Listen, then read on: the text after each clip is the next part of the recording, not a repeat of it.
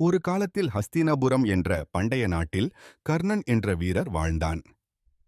அவர் விசேஷமான ஒருவராக அடையாளம் காணப்படும் நட்சத்திரத்தில் பிறந்தார். ஒரு ரத ஓட்டுநருக்கும் அவனின் மனைவிக்கும் பிறந்ததினால் அவர் தனது அரசியல் அடிப்படைகளை அறியாமல் வளர்ந்தார். ஆனால் அவர் யுத்தத்திலும் போராட்டத்திலும் மேலான திறமைகளை பெற்றிருந்தார். அவர் வளர்ந்தபொழுது கர்ணன் பல சிக்கல்களை எதிர்கொண்டான்.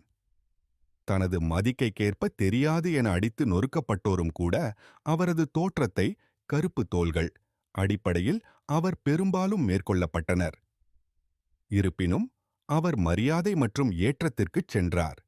போர்க்கலைக்கு தனது முழுவதான முயற்சியால் மாறாதவர். உருவாகப்பட்டு தோற்போது அவர் காவூரவர்களின் முதன்மை வீரரான துரியோதனனின் கவனத்தை ஈர்த்தார். அவருக்கு முன்னணி வீரனாகவும் உள்ளதை கண்டார். கர்ணன் கௌரவர்களின் மண்டலத்தில் வளர்ந்தான். தனது சிறந்த பணிகளை எயர்த்தான். இருப்பினும் தன்னை உருவாக்கிய கோலத்தை பார்த்து தனது பிறந்ததின் உண்மையின் ரகசியம் கொண்டு சிக்கலுக்கு ஆளானான். அவர் பாண்டவர்களின் தாய் குந்தியின் மகனாக பிறந்தார். இது யாருக்கும் தெரியவில்லை. திருப்தியற்ற வாழ்க்கையை சந்திக்க வேண்டிய கருணை கிளியே என்றால் அது ஒன்று இருந்தது. ஏற்கனவே மகாலயம் கொண்டு குருக்ஷேத்திரத்தின் பெரும் யுத்தத்தில் துரியோதனனுக்காக செயல்பட்டார்.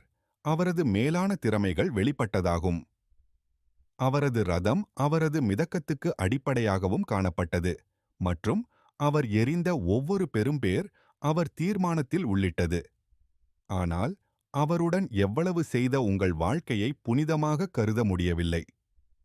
கடைசி மோதலில் தனது சகோதரர் அர்ஜுனனை எதிர்கொண்டு அவர்களுடைய உறவில் உள்ள உண்மைகள் வெளிப்படுத்தப்பட்டன.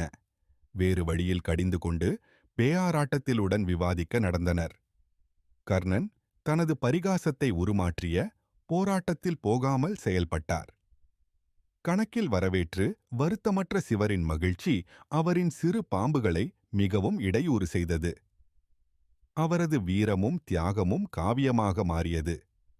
அவர் தோற்றத்தில் போலும் கர்ணன் போல உயிரில் இருத்தி விழுந்தார். ஒரு உண்மையான வீரன் ஒருவன் யாருடைய கதையும் தலைமுறைகளில் வாழ்ந்தது. வன்பட்டில் எவ்வாறோ சமாதானம் மதிப்பும் அடிக்குறிப்பும் கொண்டிருந்தது.